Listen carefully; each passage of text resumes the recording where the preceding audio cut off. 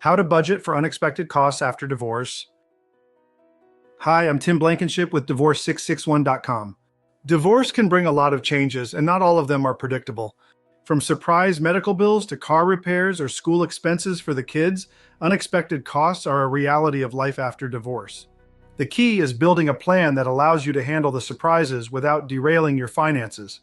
Let's talk about how to budget for unexpected costs after divorce. Start by taking a fresh look at your monthly income and expenses and carve out a portion of your budget specifically for unplanned costs.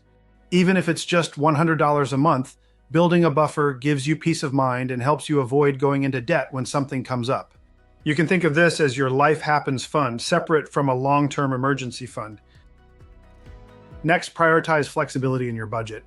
That means reducing fixed obligations where you can, like subscriptions or services you don't use, so there's more room to absorb variable expenses. Consider keeping a small cushion in your checking account and gradually building a savings account dedicated to these one-off surprises. We worked with a client who felt like she couldn't get ahead financially after divorce.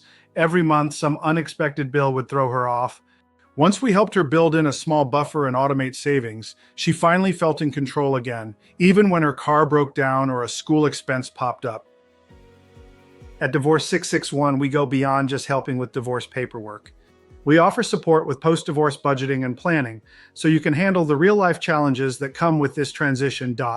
If you want help creating a budget that accounts for the unexpected, visit Divorce661.com to schedule a free consultation.